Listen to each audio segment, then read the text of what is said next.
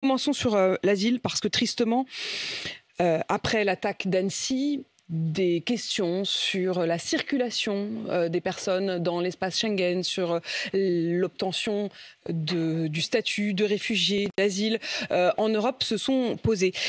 Et ma question, elle est toute simple. Aujourd'hui, chaque pays au sein de l'Union européenne a une politique d'accueil. Mais à la fin, tout le monde circule puisque c'est l'espace Schengen. Donc est-ce que ça sert à quelque chose que les pays aient des règles?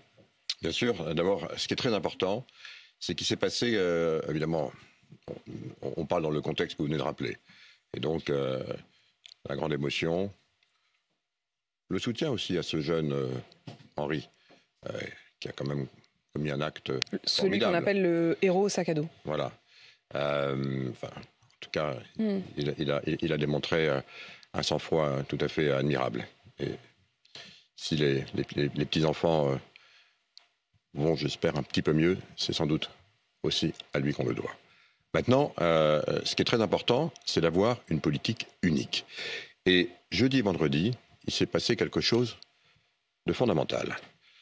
La Commission a proposé un pacte migratoire. C'était en 2020. Les ministres de l'Intérieur étaient réunis à Luxembourg, jeudi et vendredi pour décider d'une forme d'harmonisation des politiques d'asile et d'accueil. Revenons-en une seconde à notre démocratie. Expliquez bien comment ça marche. Le Parlement européen s'est positionné sur ce pacte, il a pris sa position.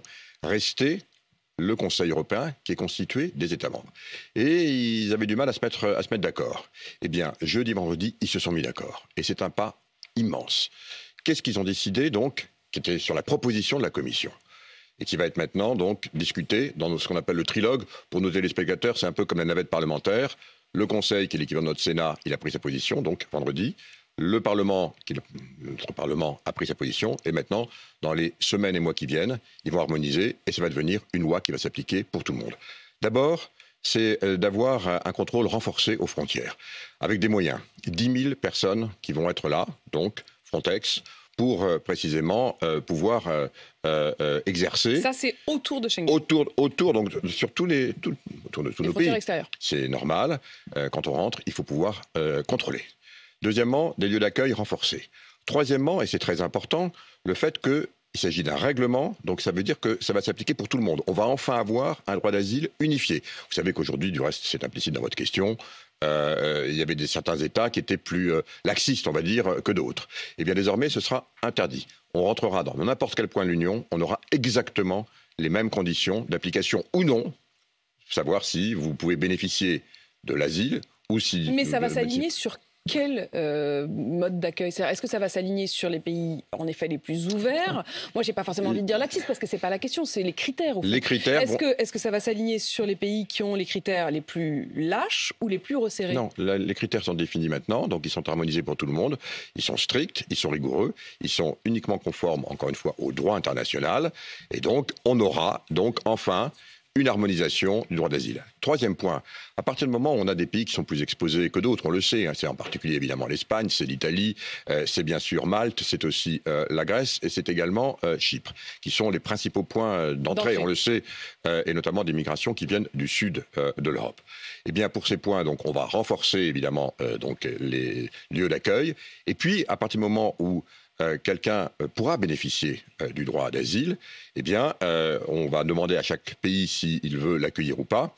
Et s'ils ne le veulent pas, à ce moment-là, on paiera pour que, précisément, les États où ils se trouvent puissent avoir, je dirais, une compensation par rapport au lieu de résidence de la personne concernée. 20 000 euros par migrant qui ne seraient pas accueillis, c'est ça ? Absolument, qui ne seraient pas accueillis. Ils seront accueillis, mais qui ne trouveraient pas un autre pays d'accueil, de façon à ce qu'on puisse traiter et dignement, mais aussi compenser, je dirais, parce qu'évidemment, tout ça est à la charge des pays d'accueil, et donc que chacun soit contributif. Et puis, il y a un dernier point, c'est aussi, effectivement, je trouve des incohérences.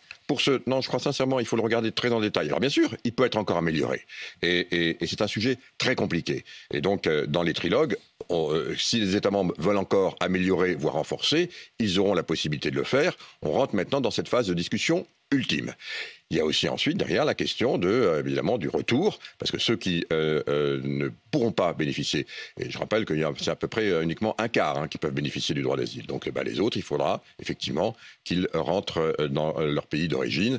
Et ça, c'est encore quelque chose qui devra être discuté par les États membres. Mais est-ce que ça veut dire, si je vous écoute Thierry Breton, que la différence par exemple entre la politique migratoire d'un pays comme le Danemark et un pays comme la France sera gommée? Non, d'abord... Pour les droits, pour l'accueil, ils seront harmonisés. Maintenant, il y a un autre point dont on n'a pas parlé, mais qui est sous-jacent, et qui est un point très important et très sérieux, c'est l'intégration, évidemment, de ces personnes. Le vrai sujet que nous avons désormais en Europe, il faut bien le dire, c'est l'intégration.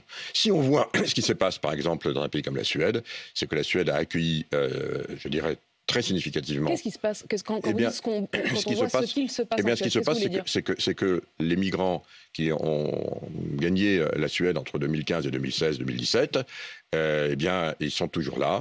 Ils ne parlent pas la langue, ils vivent entre eux parce que sans doute la Suède n'a pas fait les efforts qu'il fallait. Et vous voulez dire qu'aujourd'hui ça pèse? Et ça pèse évidemment. Il faut pas se cacher derrière son petit doigt. Le vrai sujet que nous avons, à partir du moment où on va harmoniser, je dirais, le droit d'asile, le contrôler beaucoup mieux et de façon plus juste et équitable, eh bien évidemment, il faut que chaque État membre se préoccupe, c'est le sujet numéro 1, me semble-t-il, de l'intégration évidemment de ces personnes. Mais alors attendez, je tire le fil. Vous parlez de la Suède à l'instant, parlons de la réaction du Danemark. Le Danemark a pris la décision récemment, alors que c'est un gouvernement de centre-gauche, d'appliquer ce qui apparaît aujourd'hui comme l'une des politiques les plus restrictives en matière d'accueil. Elle renvoie y compris des gens qui ont été parfois très longtemps sur le sol danois, qui parfois en parlent la langue, ont un job. Elle demande même, le Danemark demande même parfois à des gens qui ont tout à fait leurs papiers de déménager parce qu'il y aurait des quartiers où il y aurait trop de personnes issues de l'immigration par rapport à ce qu'il définirait comme des Danois de source. Est-ce que cette politique-là danoise peut continuer à cohabiter avec une politique comme celle de la France aujourd'hui, dans une harmonisation? Je ne comprends pas comment ça marche. Apolline de Madame, vous décrivez, pardon de le dire avec mes mots, mais exactement ce que je viens de vous dire. Vous parlez de Mette Frederiksen, qui est la première ministre danoise, effectivement social-démocrate. Elle a constaté qu'elle avait un problème précisément d'intégration. Elle a constaté le même problème que la Suède, mais elle a décidé d'y apporter une réponse différente. Et c'est donc ce que je vous dis, les problèmes d'intégration sont à la main des États membres. Et c'est effectivement, certains vont décider si les frontières sont poreuses, en fait, c'est ça que je ne comprends pas. C'est bien pour ça que je vous dis, que le solde migratoire a obtenu un papier dans un autre pays, il peut c'est bien pour ça qu'il faut faire la distinction entre, encore une fois, le solde migratoire et ce qui se passe aux frontières. Et ça va être très, très nettement amélioré par ce pacte migratoire qui, j'espère, va donc trouver un accord entre le Parlement européen et le Conseil.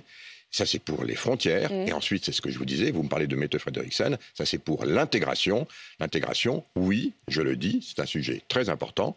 Il faut que chaque État membre s'en préoccupe avec ses moyens. Si je reviens encore une fois sur le Danemark a décidé d'expulser des migrants, y compris vers des pays en guerre, comme la Syrie. Est-ce que c'est autorisé par le droit européen? C'est encore une fois le retour au pays d'origine si jamais on constate que sur son territoire, des personnes sont là de façon illégale, c'est-à-dire qu'elles ne peuvent pas bénéficier du droit d'asile. Et ça, c'est vrai pour tous les États. Y compris des pays où ils risquent leur vie. Encore une fois, c'est pour tous les États. C'est pour tous les États. Bien sûr, et c'est à leur main, bien sûr. J'ai bien compris tout le détail de je le redis de façon... Mais je trouve qu'il y a quand même un décalage entre... Mais c'est peut-être tout à fait acceptable. Je ne juge pas. Je dis juste qu'il y a la question de l'accueil aux frontières et ensuite il y a la question de ce qui se passe à l'intérieur. Et à partir du moment où, en effet, chaque pays a une règle, mais qu'en même temps, les migrants peuvent bouger d'un pays à l'autre, c'est vrai que ça paraît contradictoire. Oui, alors nous sommes un continent. Ça paraît très contradictoire. Nous sommes un continent. Et effectivement... Même règle pour tous, pour pouvoir y pénétrer désormais avec le pacte migratoire. C'est vrai qu'aux États-Unis, on ne traite pas de la même façon ce qui se passe, par exemple, en Californie, au Nevada ou en Floride. Si nous sommes un continent, l'intégration, encore une fois, est à la main des États. Je le redis, on est un continent.